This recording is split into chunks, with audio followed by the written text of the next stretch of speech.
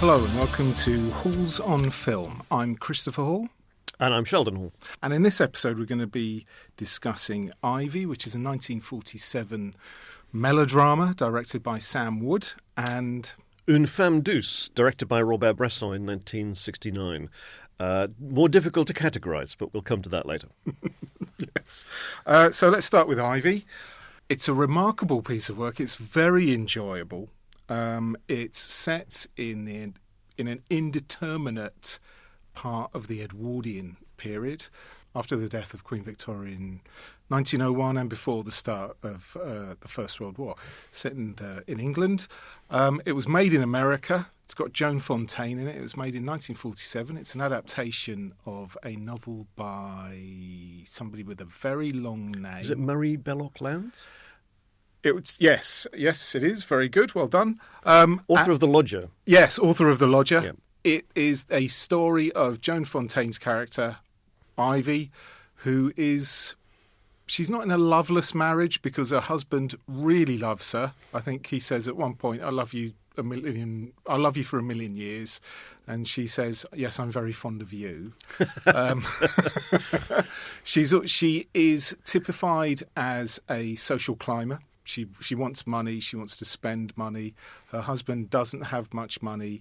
She has an ex-lover hanging around who has got money, who I think she wants to try and get back with.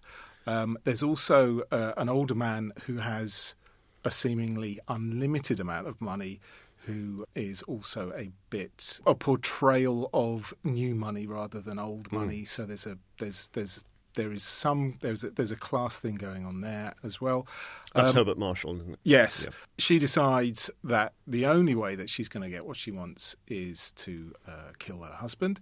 So she chooses the tried and tested method of that, which has worked for women throughout history, of poisoning her husband. Her old lover is a doctor, so she's able to get hold of some poison. That poison is conveniently in a jar with a skull and crossbones on it, labelled poison. So that's the story. Things go wrong for her. We'll leave it at there without too many spoilers. It is great fun. I really enjoyed it. Over to you, Sheldon. What do you think? I mean, what's it? I mean, I love Hollywood melodrama of the 1940s. I've just taught a course on it, as you will recall, and I watched this in part because I'd so enjoyed that kind of movie, and I wanted to see more examples. I must have seen this before on television years ago, completely forgotten it, and I was blown away when I saw it for the first time in many years. Beautifully designed by William Cameron Menzies, who is often given some credit for the direction of the film.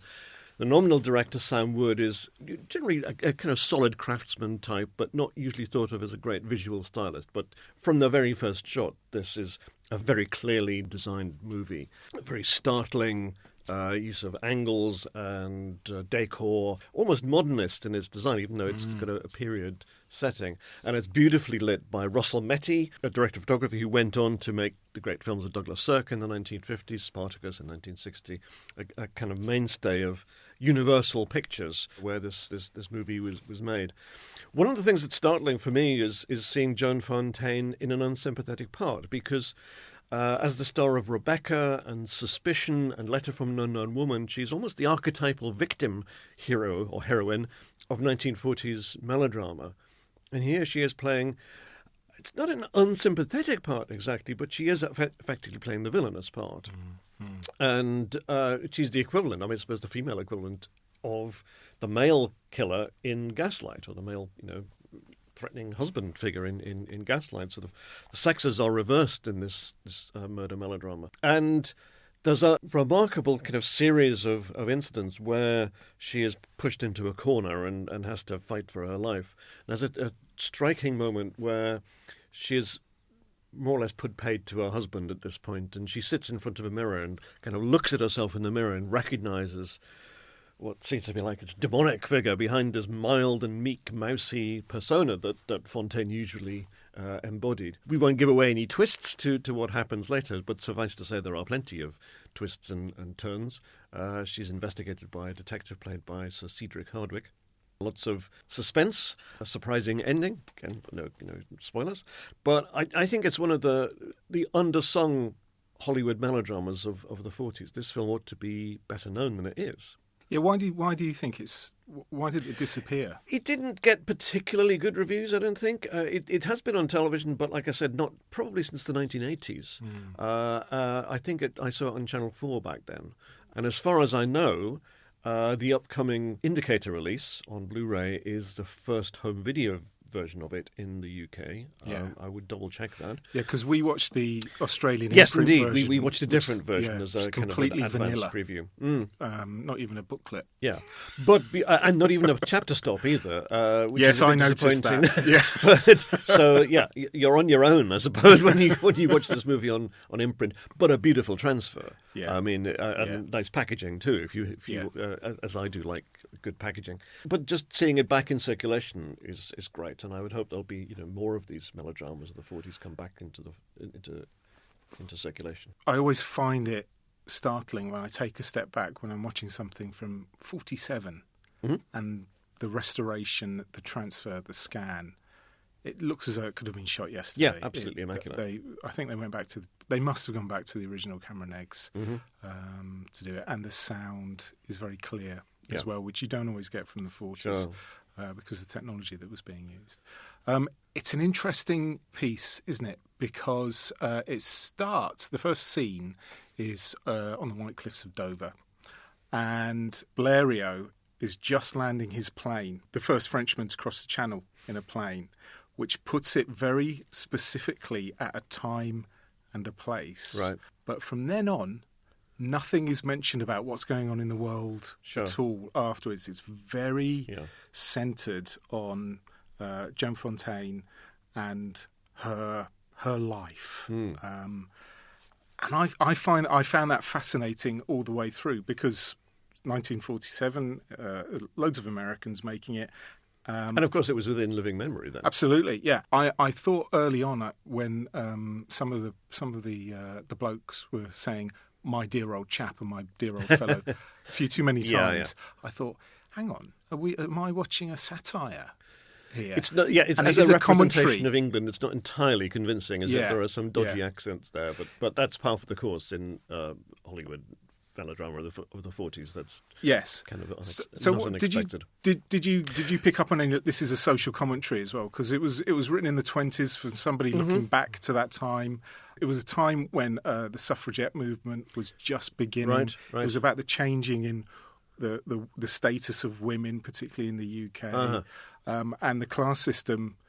We can say this a lot about the class system in the 20th century, but it hadn't had the trauma of the First World War yet, but it was beginning to show some cracks in it. Right. And because she was working her way through the class system, I started thinking about those kinds of things. Did you pick up on that? I hadn't thought of it along those lines. I think my view of it, because I saw it at a different time from you, I saw it a couple of months ago when I was teaching this course on Gothic melodrama or gaslight melodrama of the 1940s. So my frame of mind was generic in that I was thinking about representation of gender, representation of women in particular, the very unusual kind of flipping of the normal, of the gender norms with this film, as opposed to the kind of standard template of the gaslight melodrama, where a woman is being victimized, threatened by a male figure, usually a husband, a lover, or someone of that kind, or suspects that she is. Here we have the absolute reverse. So I was struck by that, the sort of reversal of generic conventions. And I mentioned the cross-casting. I must correct you, however. You said that you talked about the opening sequence. The opening sequence is actually just before that clifftop scene. There's this very, very striking prologue where Ivy goes to see a fortune teller. Yes. And the fortune teller is played by Una O'Connor, who people will remember from Bride of Frankenstein and other movies. And there's this very, very gothic opening sequence with very striking angles on Una O'Connor in particular, and shadow work and so forth, in which Ivy's fortune is told from her palm. Her palm is red. And, of course, the fortune teller sees something much darker in her future than she can possibly predict. And so she gives her guidance, which she fails to follow, but also sets up the prospect of disaster to follow, which of course eventually does indeed transpire. Yeah. Again, I don't think it's a spoiler, but I'm not trying to one up you, okay. But actually, the first shot is a wide angle, angle shot of her walking down the street. That's right. Yes, and a black cat crosses her path. Okay, there you go. And perfect. I think I put that was a bit on the nose as a first shot. Well, melodrama by definition is unsubtle. Yeah. I mean, it can be complex. But it's upfront and shouldn't be restrained. It should be a little larger than life and a little over the top, if you want to use that expression. Yeah, I read that Joan Fontaine wasn't happy with the direction that she got, and she felt that the character could be more nuanced and have more depth to it than the character has.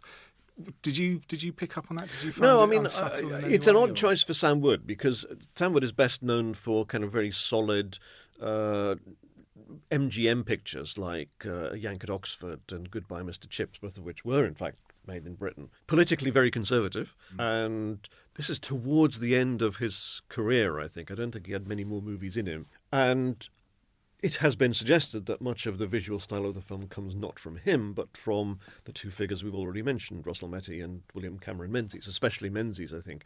Menzies is the production designer who is in fact the first person to have that credit, production designer, which was created for him by David Selznick, the producer of Gone with the Wind, which he designed. And much of the look of Gone with the Wind was designed shot by shot by Cameron Menzies. So he storyboarded every shot and every sequence. The production design was conceived not just in terms of settings for the actors, but in terms of a series of shots. So the look of that film is as much Menzies as it is any of the directors particularly associated with Victor Fleming got the credit for it, but there were two others at least who were involved behind the scenes. And of course Selznick himself as producer had oversight of the whole thing. Didn't Victor Fleming leave Wizard of Oz to go and finish? Yes, famously Victor Fleming had been involved in the two most famous films of 1939, The Wizard of Oz and then Gone with the Wind. But in the case of Ivy, it's quite possible that Menzies, who I think is also a producer on the film, had a sort of creative oversight of the project which informed the look and the storyboarding of the shots, perhaps more than Wood did. Which would make sense because a lot of the interiors, deep focus, and you can see all of the sets, and they are lit beautifully. Yeah, and of course they're absolutely integral to the narrative. Yes. Again, anything more than that, we'll spoil it. Yeah. But there are key parts of the set that come into play. So you mentioned some of the accents, which was some of them are remarkable. Yeah. Generally, the RP accents, absolutely fine. It's when we've got the housekeepers and the assistants who are trying to do either an Irish accent or a working-class London accent. That's when it falls apart.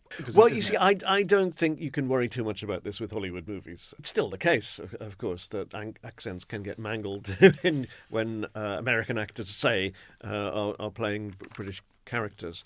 But in some ways, you just kind of accept that this is a stylized world. It's not a documentary recreation of Edwardian England. It's a very stylized picture of one, and as part of the stylization, it doesn't really matter if the accents aren't spot on.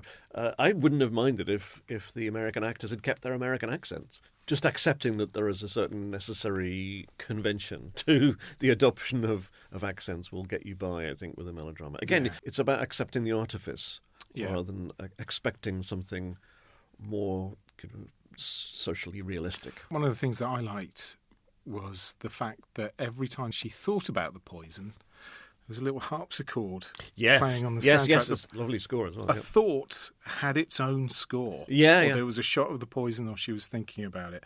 Yeah, the score was lovely. The score is great, isn't it? With the improbably named Daniel Amphitheatroff, who is one of the lesser Hollywood composers. I think he did the score for Letter from an Unknown Woman the following year, which was also a Joan Fontaine picture made at Universal. One of the key locations is doctor's surgery, because one of her ex-lovers is a doctor, and that's where she gets the poison from. It's an important plot point, the fact that some of them spend time in this surgery, in the way that it was lit, in the way that it's designed, and it's not on the same level as the doctor's flat that he shares with a housekeeper with an improbably Irish accent. It feels like, this may or may not have been intentional, they are always going down into the dungeon when they go into the surgery. And he is shown as a man of honour and nobility because he's very well educated. He's from the upper classes, but he works in an indeterminate East End part of London, working for, I think somebody calls the poor people in London the poor devils. Was that something that you picked up when we were going through levels as she was going through levels as well? Yeah, and there is, again, a significant motif around height and descent that, again, without giving too much away, is a key part of the plot. Space is always kind of articulated in a meaningful way in melodrama. It's one of the things that, justifies the stylization of the form, is that setting is not simply a neutral backdrop, but rather shapes the narrative and embodies the narrative in a very visual and literal way. Did you pick up on the geographical space as well? Because you'll have to forgive me, this was me, again, thinking about class and all that kind of stuff. When her ex-lover, who's the doctor, goes home to see his mum, who's got a horse. It's in Haywards Heath. When she goes home to be with her parents, it's clearly a less salubrious place. Yes. Yeah. It's in Sussex, I think I wrote down.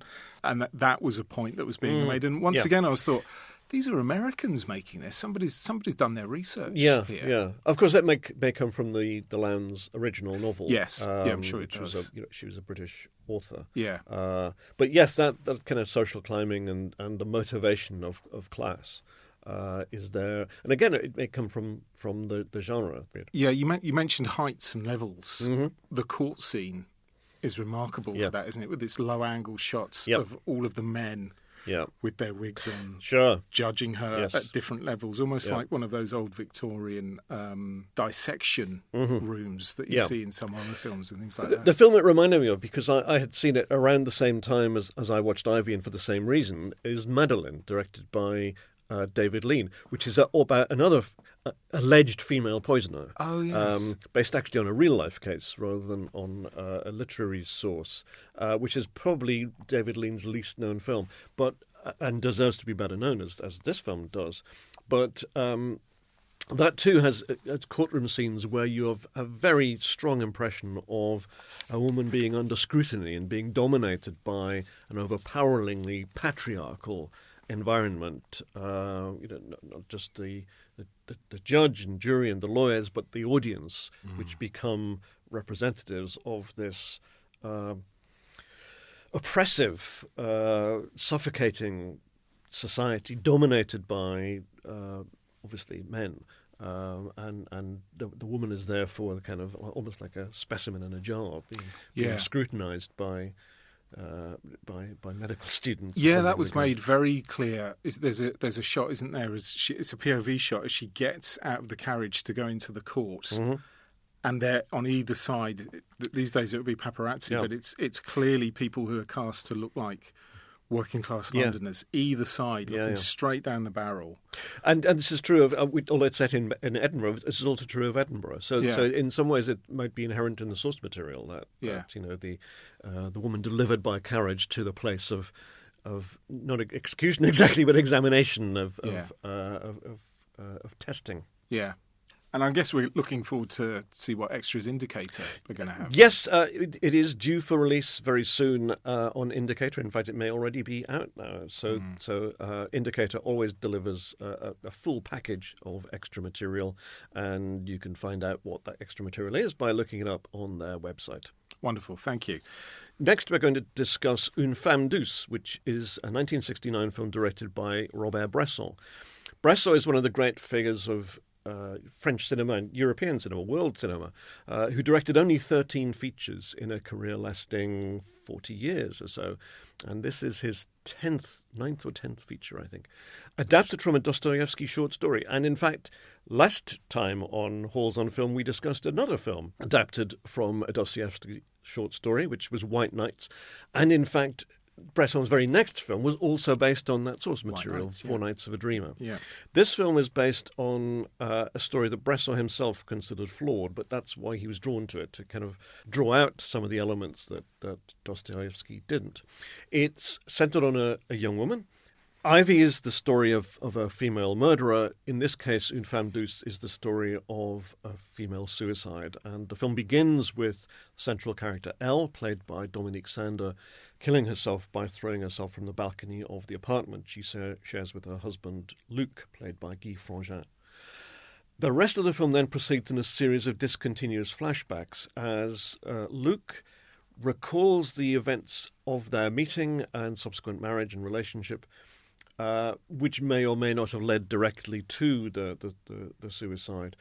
It's a rather startling setup for a series of flashbacks because the body of Elle lies almost in state on the bed in their apartment, and Luke's reflections and recollections are addressed partly, of course, to us, but partly to the maid, or housekeeper, who acts as a kind of silent witness to his attempts to justify himself as well as to explain past events, and also as a kind of representative of the female voice, which appears only intermittently. And one of the things that's striking about the film is that it gives us very limited access to the consciousness, the interiority of Elle, even though she's the central figure, and it's very much the husband's attempt partly to understand her, understand why events have taken the course that they have, but partly also to justify himself.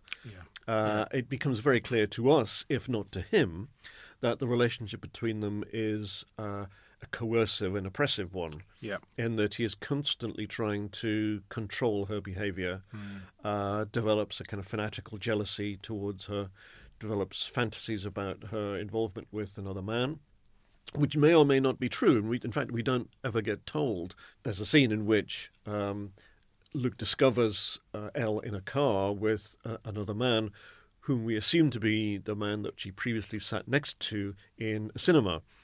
But we never actually discover what has happened in that, whether it's a relationship that's developing or whether she's using him as a confidant or she just wants to get away from the husband. It's very it's unclear. But the husband's jealousy is part of what motivates his attempt to control her. And even when he becomes more benevolent towards her, you have the strong sense that there's an element of narcissism to that he's trying to justify himself to her as well as to the housekeeper in the flashback scenes. And so the film becomes a kind of chronicle of stages by which a woman arrives at a suicide or the decision to commit suicide, which happens, I don't think this is a spoiler, we can edit it out if it is, but almost the final sequence is a return to the scene of the suicide itself. And so we see for the first time, without the mediation of the husband, the woman, first of all by herself, and then interacting with the housekeeper, who becomes a kind of, I'm trying to struggle for a word here. Do you want to? Well, I think you summarised it earlier when you said she was a silent witness. Yes, she's there to hear his. It's not a confession; it's a justification. Him working through whatever grief he's feeling. She's there to listen to it because then it's an externalization of his thoughts rather than an internalization of his thoughts, which I think, from an audience perspective, because he's verbalizing it. Makes it feel like, maybe this isn't an unreliable narrator. But there is an element of an unreliable narrator because there are inconsistencies in what he sees and then what he says. Sure. But we also have to see through him. Yes. That because we see his behaviour towards her in an objective way, not just through his own eyes, we always place what he's saying in relation to those flashbacks. So we learn to not doubt the truth of his recall, but rather doubt his insight. Yes. Because he seems incapable of insight into himself. Yeah. And indeed into his wife, into Elle. For most of the film, apart from that repeat of the suicide scene, we almost always see Elle from his point of view. That is that final scene, I think, is the only scene which he isn't in. That's right. And it's got a completely accidental parallel with Ivy, in that she looks up into the mirror. Yes, which is one of the turning points of indeed. Ivy as well, where she has to confront whatever she's going through. And he I don't think he objectifies her, but he finds her enigmatic. He doesn't, and I think your comment about narcissism is correct. He never really, in his narration of his belief about her and his perspective of her, there's no interiority of her. She's almost like a blank canvas of things that he is imposing on her. She never reveals much at all about her. Nor own. to us either. No. Neither to him nor to us. And do you feel that enigma is preserved until the very end, or do you think the suicide scene resolves any of that enigma? That's a very good question. I hadn't thought about that. No, I don't think for me it did resolve the enigma. I mean, it was startling that we had a scene without him in it, which lends itself to actually what we're watching here is the truth. This actually happened. Yes. I wasn't thinking about the enigma of her character. I was thinking about his more, because it's saturated with his narration of his belief about her character, and it is very. It's not told in an emotive way. It's told in a very level way throughout, and he's very methodical throughout, and it's made clear all the way through the film that he is methodical in everything he does. I lost count of the amount of times he opens and closes doors behind him, and I think importantly, whenever the housekeeper goes through the door, she never shuts it behind her, but he always opens and closes the door before he goes through the next one. And so I came away thinking, oh, that was a startling scene, and I wasn't questioning the enigma. But now that I do, I think, I'm still questioning it. I don't know whether we gain any further insight into her personally. She seems like a troubled soul, but the trouble seems to, because the film is told from his perspective, the trouble appears to start way before he enters the scene. So it isn't just about him wanting to control her and being an unpleasant person. There seems to be some kind of pre-existing issues. Yes, and of course we don't find very much about her background. No, because even at the wedding, which is a quickie in the registry office, there's no family there. No, there are no. There's no one else besides the couple and the maid. Throughout the entire movie, it's very much a kind of an enclosed study of that domestic environment. And I just want to give a bit more credit to the maid, because she's a really interesting figure who's not just there as in the background. She's played by Jane Lobra or Jeanne Lobra, according to the booklet, spelled different ways. But the film frequently cuts to her reaction as Luke delivers his flashback monologues, and she always has a blank expression on her face, which I nevertheless could not help feeling was judgmental. Yes. And that she understands, she sees what he doesn't. Yeah. She understands the truth. She understands through a kind of empathy with the young woman what she is going through. And that almost final scene of the suicide itself, where we see Elle without the husband for the first time, there is a kind of an almost meeting of minds between the two of them. They seem to look into each other's eyes and understand one another at that moment and accept the situation. One of the things that might be problematic is a kind of positive view of suicide.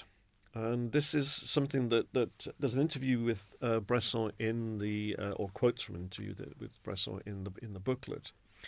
He in some ways he suggests there is a validity to suicide as a positive choice. Now that's something that we very much struggle to deal with today, and with good reason. But there is a sense of Elle making her own decision about herself, and she appears just prior to that suicide not troubled but serene, as if she has made a decision for herself for the first time and is freeing herself from the husband, obviously in the most extreme and tragic way.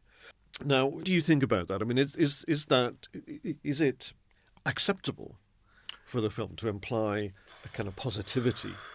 Looking at it through the lens of contemporary culture, it feels like something a middle-aged, middle-class French bloke in the 60s talking about a toxic relationship between a man and a woman would say. Oh, yeah, it's got a positive ending. No, it's a woman that's died. Let me quote for you the quote that is in the booklet here. So he is alleged to have said, sometimes, quote, suicide answers a call to heaven, unquote. And Bresson is a figure who's, associated with a certain kind of religious cinema, an exposition of a sort of Catholic-influenced philosophy, that, the achieving a state of grace is important, philosophically, morally important to him. And that's true of some of his other films, that you often achieve a state of grace through suffering. My favourite film of his, I mentioned this to you earlier, is O Hazard Balthazar, which was, I think, his immediately previous film, which is a sort of allegory, Christ allegory, in which the central character is a donkey who has a life of suffering and eventually dies. And thereby achieves a kind of state of grace, but also achieves a state of grace through the suffering that brings him to his death. Yeah. And I wonder if there's something at work that's similar in this film. Yes, now that you've put it in that context, there is particularly the way she looks at herself in the mirror. And you're right, the moment of connection between the housekeeper and the Elle's character. Yeah, I think probably on a second viewing, if I was expecting it, I'd probably get that more. It wasn't something that I was aware of in the first viewing. I think what was dominant in the first viewing was the remarkable way in which it transitioned between the character Luke and the housekeeper around the lying in state of the dead woman. And she was in the same room that a lot of the action takes place in. So they're able to transition between the contemporary time frame and the flashbacks. Not invisibly, but the film knows that it's in a flashback, sometimes a few seconds before you know it's in a flashback, because it's the same room, it's the same lighting. It's a remarkable vocal performance, because he keeps the same tone throughout, whatever he's talking about, almost emotionless. I mean, this is very much characteristic of Bresson, that he does not want emotive performances. We just looked at a melodrama in which we talked about the stylization of the performances. These performances are stylized too in exactly the opposite way. That the actors were directed to suppress visible signs of emotion. It is anti-theatrical in style. Nor is there the sort of emotional enhancements that you get from music, because there is no incidental music, no background music in this film. There's an extra on the Blu-ray in which Bresson talks a bit about music, and he's being interviewed by a dancer. Is it dance director? Yeah, dancer choreographer. And they have a rather bizarre interview in which they talk about the cinema as music and the absence of music. As you said, he's a very influential director. You see, once you become aware of that, you then see that in particularly some of the American directors that he's influenced, like Wes Anderson, Paul Schrader, Jim Jarmusch, Paul Schrader. Particularly, early Wes Anderson and Jim Jarmusch's first student film, Permanent Vacation, where the character just does things and you have no idea why they're doing them, and it's the very level all the way through.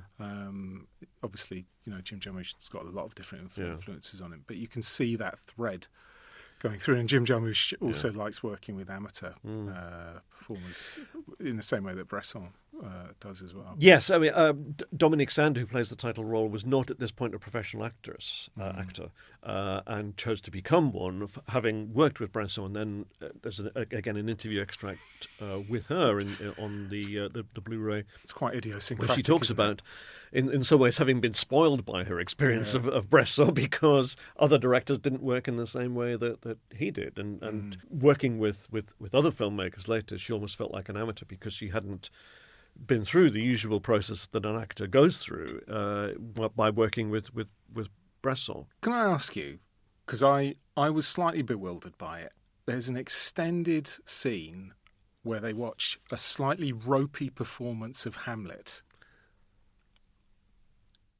Yeah, I was hoping you were going to tell me that. I'm not entirely sure why that goes on as long as it does. Yeah. I think this is something I need to explore. We talked in a previous episode about Hamlet parallels in a couple of films. I can't remember which they were now. But here we have, an extended sequence, an unprecedentedly extended sequence of a performance on stage of Hamlet in French, but subtitled in the original text. In which we repeatedly cut back to Elle's reaction to it, which clearly must have some kind of meaning for her, but I'm not entirely clear what it is. I struggled to find any meaning in that, and I was hoping there is a very, very good... We need to do some further research on this, Chris. There's a very, very good video essay in the extras, isn't there, along with the two idiosyncratic French interviews, which doesn't touch upon the Hamlet. It's talking about the protagonist is an unreliable narrating, the ellipses and all of that kind of stuff. It's a very, very well made video essay. I was hoping by Adrian Martin, we should say. Yes, I was hoping that there would be some mention of why on earth, because the story isn't a Hamlet story. It's not one of the subtexts or anything as far as I could tell. Anything to do with Hamlet, and it's such a crappy version.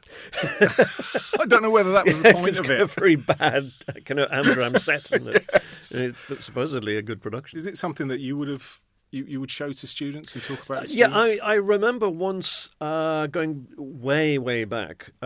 We used to have screenings for students at the very start of their course, new first years in Freshers Week. We would show them a film at the showroom cinema, the art cinema, where they would have much of their teaching. And one year we showed them L'Argent.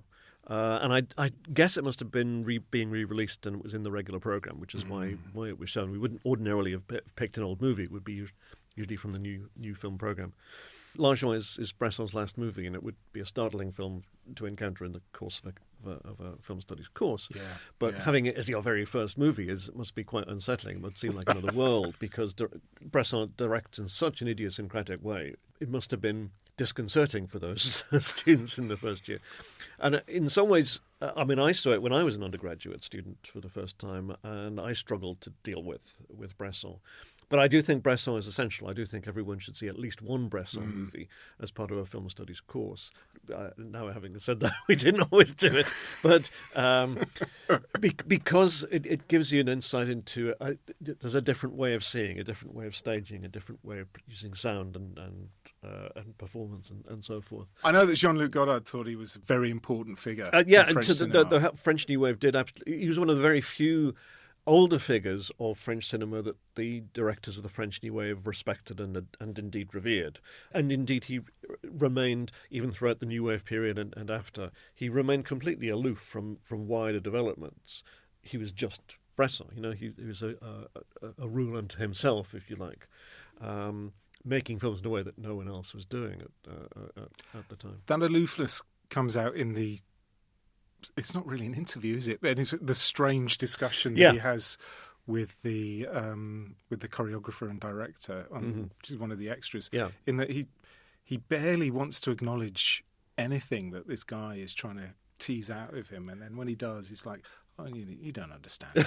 You don't understand what's going on. It is a very bizarre interview, isn't it? We were talking about this earlier, but how unlike what you'd see on a British television interview for Newsnight or something of the sort, where they're standing in what seems to be an empty dance studio or something, and circling around one another as if Bresson's trying to get away. And it's almost like the camera is accidentally there, and has just found two blokes just chatting, and it zooms in and out. There's no cuts in it.